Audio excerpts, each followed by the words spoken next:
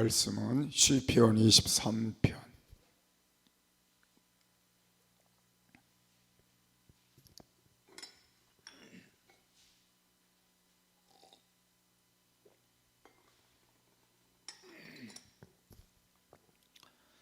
4절 5절까지만 보려고 했는데 6절 그냥 다 읽고 그냥 시편 6은 넘기겠습니다. 같이 읽겠습니다. 내가 사망의 음침한 골짜기로 다닐지라도 해를 두려워하지 않을 것은 주께서 나와 함께 하심이라. 주의 지팡이와 막대기가 나를 안위하시나이다. 주께서 내 원수의 목전에서 내게 상을 베푸시고 기름으로 내 머리에 바르셨으니 내 잔이 넘치나이다. 나의 평생의 선하심과 인자하심이 정녕 나를 따르리니 내가 여호와의 집에 영원히 거하리로다. 아멘. 우리 함께 인사하겠습니다. 할렐루야. 믿으면 하나님의 영광을 보리라. 아멘. 절대 긍정이라는 말씀을 여러분과 함께 나눌 것인데, 우리가 살아가는 삶 속에 우리가 태어나는 과정이 죄에서 태어나기 때문에 늘 따라오는 게 죄에 대한 유혹, 정욕, 그리고 탐심, 질병, 고통, 가난, 미움, 절망, 죽음, 이런 등등의 일들이 태어나면서부터 우리를 따라온다는 걸 알 수 있습니다. 그래서 결과적으로는 부정적인 환경에서 우리가 살아가는 그런 삶을 갖는 것이고, 그러다 보니까 우리의 생각이 부정적인 생각, 그리고 인격 형성도 부정적으로 될 수밖에 없는 그런 삶을 갖고 있습니다. 부정적인 사람이 되는 데는 노력하지 않아도 됩니다. 자연 그대로 내버려 두어도 쉽게 부정적인 사람이 될 수 있습니다. 그러나 긍정적인 사람은 마음의 결단과 또 여러 가지 부단한 노력을 함으로 인해서 긍정적인 사람으로 바뀌어질 수가 있습니다. 우리가 하나님을 믿고 하나님의 사람이 되고 하나님의 말씀을 갖게 되면 우리는 절대 긍정적인 삶을 살 수가 있게 되는 것인데, 우리가 그 삶을 오늘 우리의 삶 속에 다시 적용해 보면서 오늘 본문의 말씀을 중심으로 살펴보며 긍정적인 길로 갈 수 있게 되기를 바랍니다. 첫 번째로는 4절에 있는 말씀처럼 우리가 사망의 음침한 골짜기의 삶 속에서도 절대 긍정으로 살아야 한다는 것입니다. 생명에는 기쁨이 있고 활기가 있고 희망이 있고 꿈이 있고 행복이 있습니다. 사망에는 슬픔이 있고 무기력이 있고 절망이 있고 좌절이 있고 불행과 고독이 따르게 됩니다. 그래서 로마서 5장 12절에 있는 말씀을 보면 이름으로 한 사람으로 말미암아 죄가 세상에 들어오고 죄로 말미암아 사망이 왔나니 이와 같이 모든 사람이 죄를 지었으므로 사망이 모든 사람에게 이르렀느니라. 그러니까 결과적으로 우리는 다 죽은 자라는 걸 말씀하는 겁니다. 죄가 들어오고 그 죄로 말미암아 한 사람의 범죄한 그 결과들이 우리 안에 사망이라는 단어를 갖게 되었다는 겁니다. 그래서 모든 사람이 사망 안에 그냥 사는 거예요. 죽은 상태로 모두가 살 수밖에 없는 겁니다. 그러니까 사망 안에 사는 사람들은 무기력할 수밖에 없고 슬픔에 찬 삶, 절망과 좌절과 불행의 삶을 살아갈 수밖에 없는 것이 현실이라는 걸 말씀하고 있는 겁니다. 그런데 우리에게 중요한 건 이 사망에 속한 우리를 다시 살리신 건 예수님이 이 땅에 오심이고, 그의 십자가의 은혜로 제사함을 받는 순간 우리는 사망의 자리에서 생명의 자리로 옮겨지게 된 겁니다. 그러니까 우리는 하나님께 복된 자가 된 거죠. 그러나 지금도 많은 사람들은 사망의 자리에 그냥 머물러 살기 때문에 제가 지금까지 열거한 그런 삶의 길에서 벗어날 수가 없게 되는 겁니다. 그러나 저와 여러분은 이미 사망의 자리에서 벗어나서 사는 게 맞는 거예요. 우리는 생명을 가진 자가 되고 생명을 소유한 자가 되고 생명 안에 거하는 자가 됐으니까 우리는 사망과는 상관이 없는 삶을 사는 게 맞는 겁니다. 그런데 오늘 본문의 말씀도 우리에게 말씀하고 있지만 사망의 음침한 골짜기는 있다는 걸 우리에게 말씀해 주고 있습니다. 전도서 2장 22절과 23절에 보면 사람이 해 아래서 수고하는 모든 수고와 마음에 애쓰는 것으로 소득이 무엇이랴. 일평생에 근심하며 수고하는 것이 슬픔뿐이라. 그 마음이 밤에도 쉬지 못하니 이것도 헛되도다라고 하는 말씀은 사망에 속해 있는 자들의 삶이 이와 같을 수밖에 없다는 걸 말씀하고 있고, 또 이런 삶 속에 사는 우리들도 우리가 사망의 음침한 골짜기가 있다는 걸 다시 명시해서 말씀해 주고 있는 겁니다. 그래서 오늘 우리는 이 세상을 살면서 생명은 우리에게 주셨지만 우리가 사는 현실은 사망의 음침한 골짜기에 우리가 던져져 있는 삶의 모습이기 때문에 이런 사망의 음침한 골짜기에는 반드시 마귀가 있다는 것도 깨달아야 됩니다. 그래서 마귀가 습격을 하고 또 공포가 있고 또 버림받을 수밖에 없는, 피할 곳이 없는, 그리고 벗어날 힘도 없는, 방책도 없는 그런 골짜기일 수도 있다는 것입니다. 그래서 많은 사람들이 요사이 고통당하고 있는 경제적인 문제 속에서도 우리는 이 음침한 골짜기를 지나는 분들도 있다는 걸 알 수가 있습니다. 가정의 모든 문제가 경제에 파산이 올 정도로 힘든 부분을 갖고 있는 그런 부분들이 우리의 삶 속에 음침한 골짜기와 같이, 또 음침한 골짜기뿐 아니라 사망의 골짜기와 같은 과정을 거쳐가는 분들도 있을 수 있습니다. 인간이 체험하는 가장 최악은 이런 골짜기가 아닐까.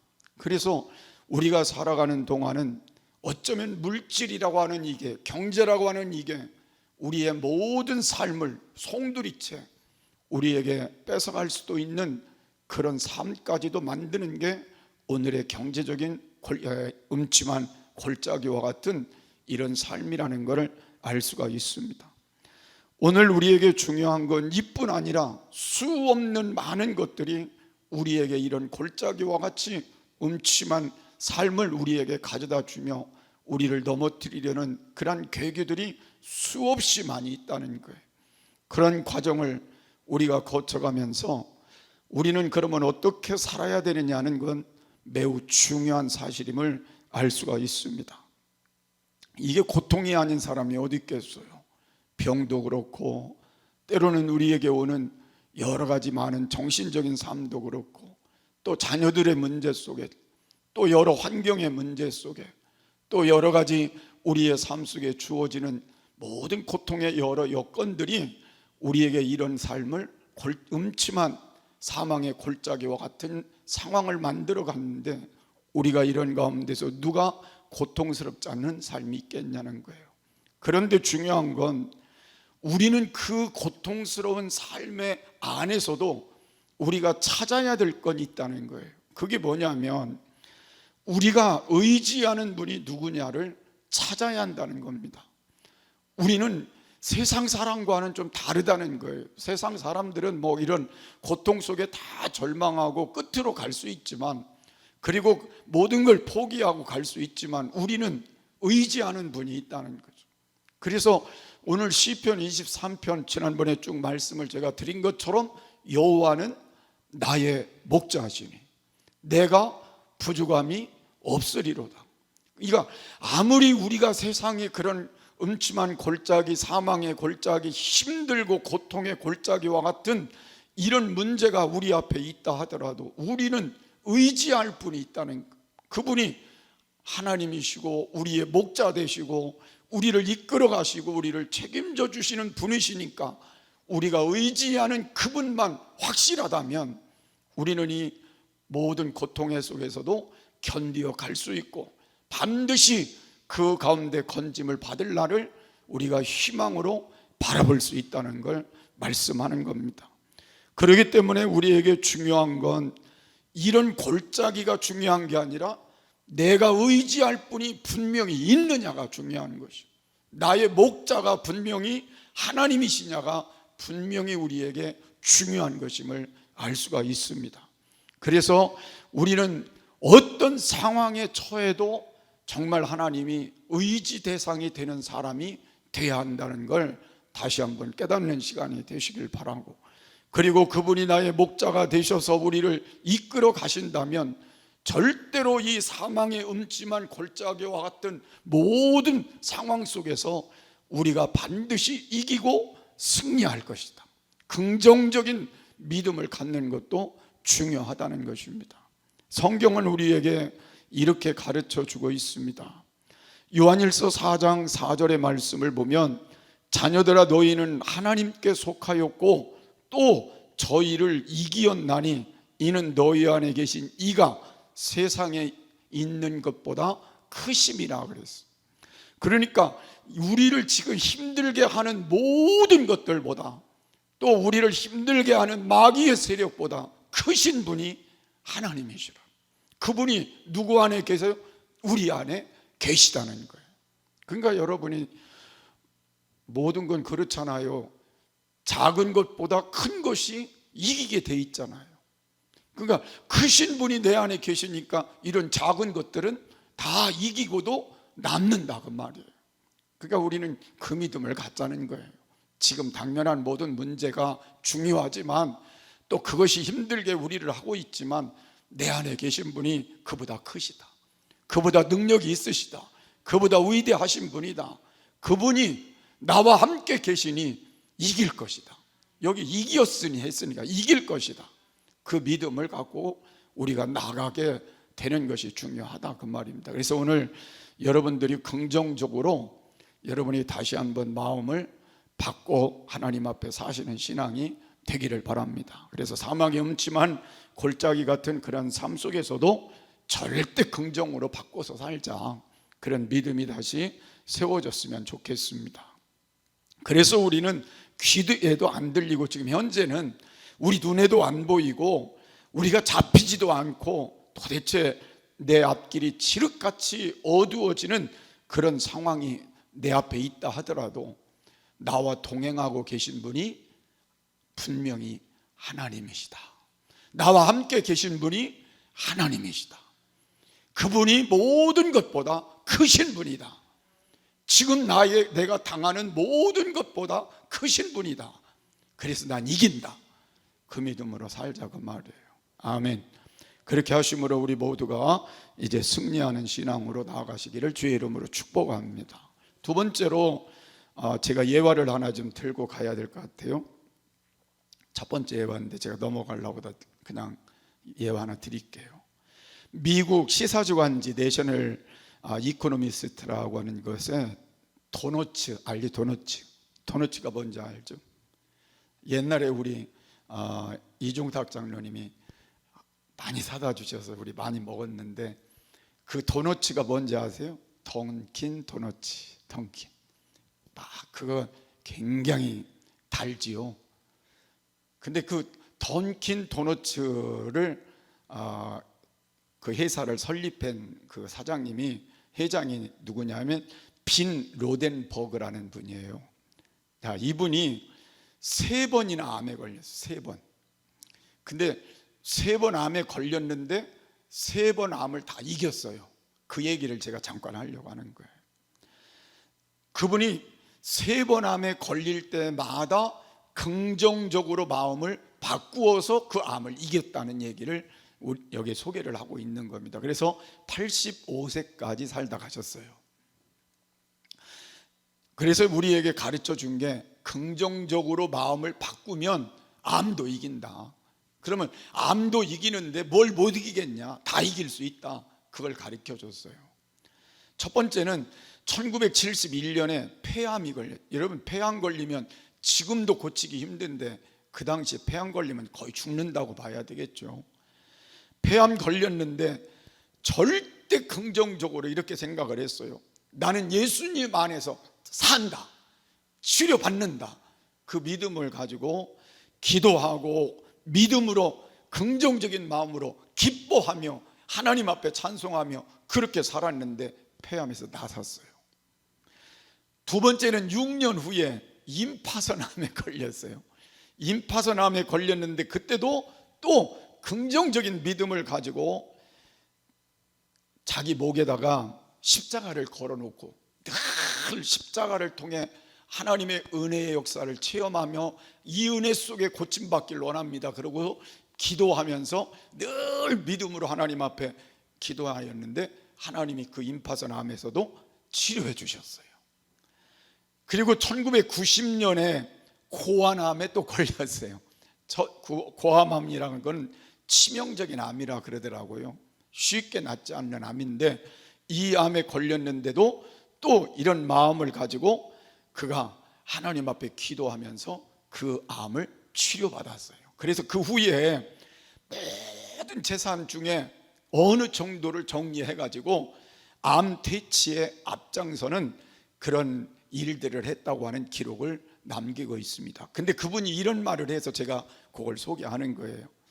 무슨 일이든 긍정적인 마음의 믿음을 가지고 열심을 다하면 당신의 삶은 가장 가치 있게 될 것입니다. 우리는 아버지 하나님이 계시고 우리를 위해서 몸을 찢고 피 흘려 값주고 사신 끔찍한 사랑을 가진 예수 그리스도를 모시고 있기 때문에 어떠한 환경이 닥쳐와도 긍정적인 믿음을 가질 수 있습니다. 그랬어요. 그러면 여러분, 긍정적인 믿음 가지고 살면 되겠죠. 어떤 환경이 문제가 아니겠죠. 그래서 여러분 그렇게 승리하시길 바랍니다. 자, 두 번째, 주께서 원수의 목전에서 상을 베푸시기를 원하시기 때문에 절대 긍정으로 살아야 된다는 것입니다. 여러분, 다윗의 일생을 우리가 쭉 이렇게 보면 17, 18세 홍한 때에, 그 소년 때에 골리앗을 물리치는 그러한 장면을 성경은 우리에게 소개를 하고 있습니다. 골리앗을 물리칠 때 그가 한 말이, 너는 방패를 의지하고 나오지만 나는 만군의 여호와의 이름으로 내게 간다고 달려가 물맷돌 그거 하나로 골리앗을 물리치고 돌아오게 됩니다. 돌아오게 되는데 많은 군중들이 몰려와서 이렇게 찬양을 했습니다. 노래를 불렀어요. 다윗은 만만이요 사울은 천천히라 그랬어요. 그러니까 여러분 생각해 보세요. 지금 왕이 누구예요? 사울인데 다윗은 지금 이게 소년에 불과한데 소년 보고는 만이라고 그러고 왕 보고는 천이라 그러니까 사울 왕이 속으로 얼마나 싫었겠어요. 그때부터 시작해가지고 다윗을 쫓아다니며 죽이려고 한 세월이 10년이었어요. 그래서 다윗을 죽이려고 하는 그러한 삶 속에서 굴 속에 들어가 있을 때 굴 속에 혼자 이렇게 용변을 보러 들어왔는데 그 굴 속에 누가 있었어요? 다윗이 신복들과 함께 있었는데 거기 제가 부하들이 가서 당장 죽입시다, 저기 우리 눈앞에 있는데, 그때 뭐라고 그랬어요? 기름 부은 자를 우리가 해하면 안 된다. 살렸어요. 그 다음에 십항무지에서도 다 잠들어 있는데 부하들이 가가지고 물통하고 수통만 들고 왔어요. 그런 과정 속에 이 다윗이 하나님 앞에 가지고 있었던 마음이 뭐예요? 모든 원수는 누가 갚아주신다? 하나님이 갚으신다는 거예요. 그래서 그 다윗의 일생을 보면 그의 삶 속에 하나님이 끊임없이 도와서, 성경은 그렇게 말하고 있어요. 다윗이 이렇게 형통하였더라, 저렇게 형통하였더라, 이렇게 승리하였더라, 저렇게 승리하였더라. 다윗의 그 과정을 보면 밧세바를 범한 것 외에, 우리아를 죽인 것 외에는 다 하나님이 승리의 축복을 주셨다고, 형통의 축복을 주셨다고 기록하고 있어요. 그래서 제가 그 말씀을 자세히 생각해 보면서 느끼는 건, 여기서 말하는 건 우리가 상장 받는 상을 말하는 건 아니거든요. 잔치상을 말하는 건데, 승리의 잔치상을 하나님이 그에게 늘 주셨지 않았을까. 그리고 그에게 늘 어디를 가든지 하나님이 형통의 상을 마련해 주듯이 잔치상을 주시지 않았을까. 영광의 잔치상을 주시지 않았을까. 여기 뭐 밥상 차려줬다 그게 아니라 그런 잔치상과 같은 그런 영광을 그에게 주시지 않았을까. 저는 그렇게 생각해요. 그래서 우리는, 하나님은 절대로 원수 앞에서 내가 원수를 갚으려고 할 때는 하나님이 갚아주시지 않을 수 있지만, 하나님을 믿는 믿음을 가지고 하나님을 의지하고 다윗처럼 하나님만 바라보고 나가게 되면 원수들 앞에서도 반드시 영광으로 잔치상을 우리에게 허락해 주실 거라는 거예요. 승리의 잔치상을 마련해 주실 거라는 거예요. 그래서 다윗의 일생은 승리와 형통과 영광이에요. 그래서 여러분들이 좀 힘든 문제도 있겠죠. 원수 같은 사람도 있을 것이고, 원수 같은 문제도 있을 것이고, 나를 힘들게 하는 많은 일들도 있겠죠. 내가 갚으려고 하지 말고 누구에게 맡기고?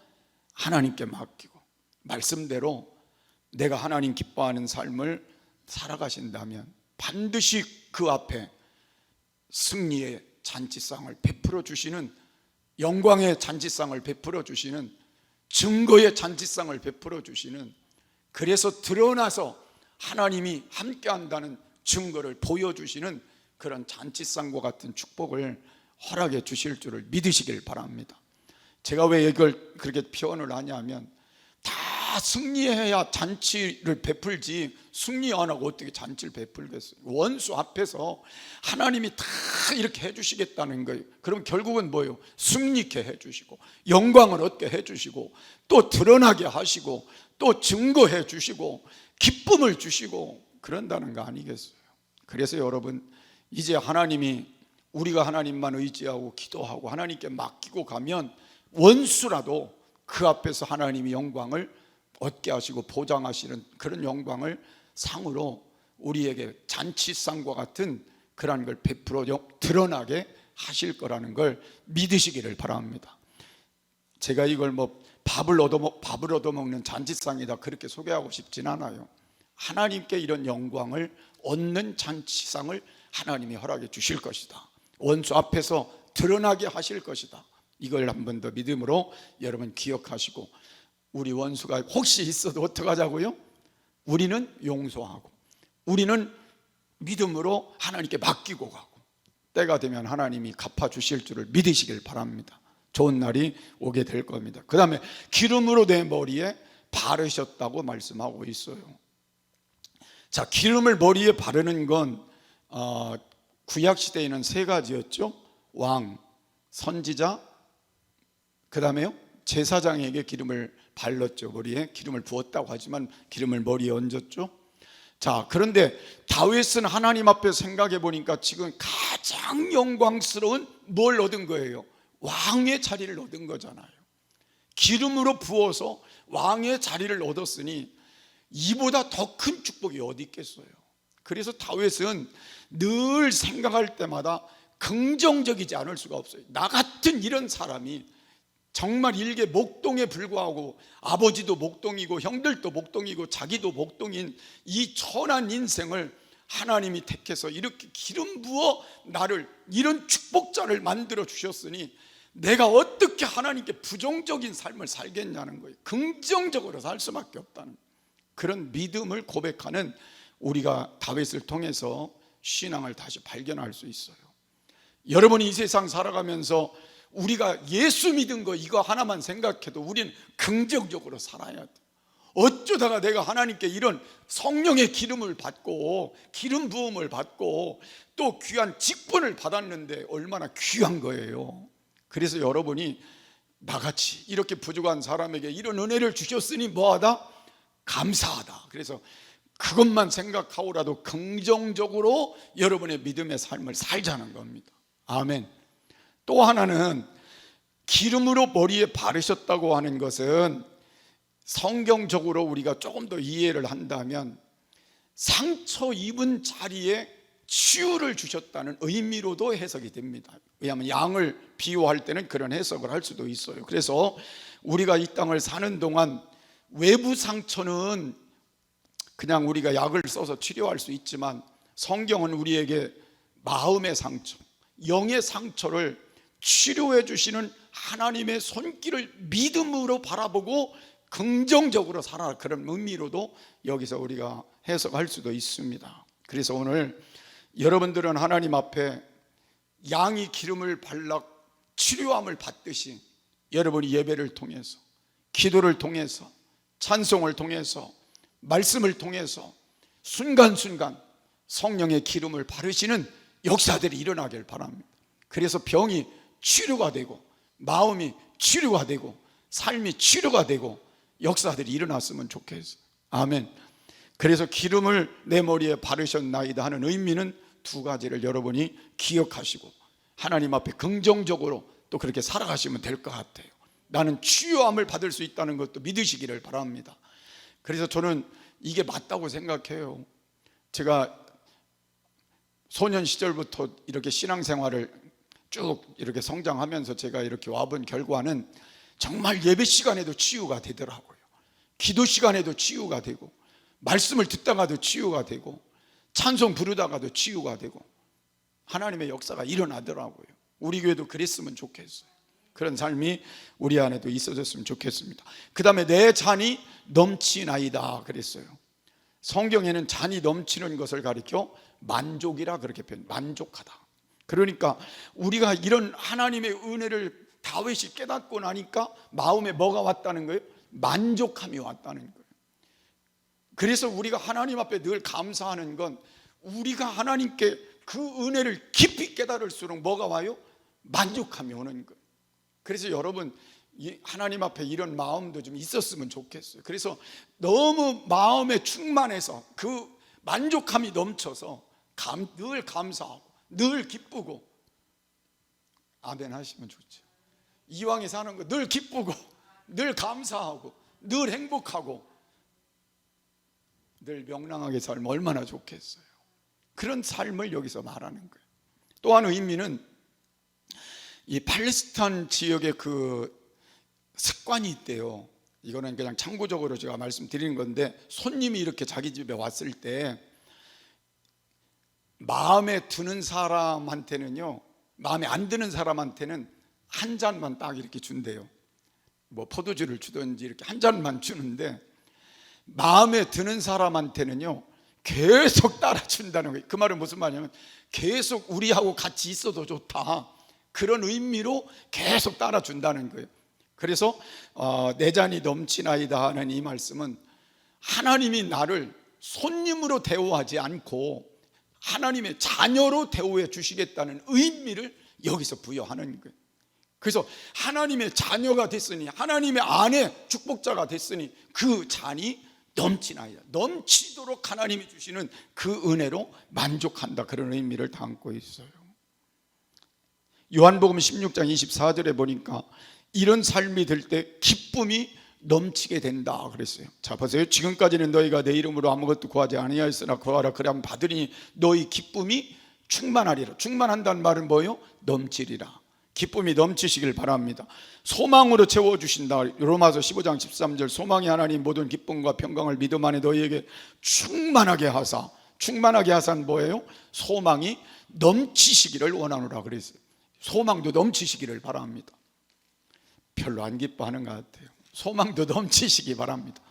사랑도 데살로니가전서 3장 12절에 보면 주께서 우리가 너희를 사랑한 것 같이 너희도 피차간과 모든 사람에 대한 사랑이 더욱 많아 넘치게 하사. 사랑도 넘치시기 바랍니다. 그래서 다윗은요 원수의 목전에서 상을 베푸시고 기름으로 내 머리에 바르셨으니 내 잔이 넘치나이다. 기쁨의 잔도 넘치고 소망의 잔도 넘치고 사랑의 잔도 넘치고 다 넘친다는 거예요. 그 삶으로 우리가 바꾸어서 살아간다면 어떻게 부정적으로 살 수 있겠어요? 긍정적으로 살게 되겠죠. 그리고 제가 이 말씀을 여러분과 마지막 드리는 부분은 6절 말씀이에요. 우리의 소망이 어딘지 아세요? 우리 소망이요, 천국이에요. 그냥 한 절만 같이 읽어보면 될 것 같아요. 같이 읽겠습니다. 나의 평생에 선하심과 인자하심이 정녕 나를 따르리니 내가 여호와의 집에 영원히 거하리로다. 이제 우리 어디 가서 살 날이 우리 앞에 남았어요? 천국에 가서 영원히 살 날을 여러분이 기억하면서 절대 부정적으로 살지 말고 끝까지 긍정적으로 하나님 편에 살다가 하나님의 선하심과 인자하심이 끝없이 따라와서 여러분이 인도해주고 이끌어가면서 천국까지 승리하는 우리 모두가, 우리 자녀들이 되시기를 축복합니다.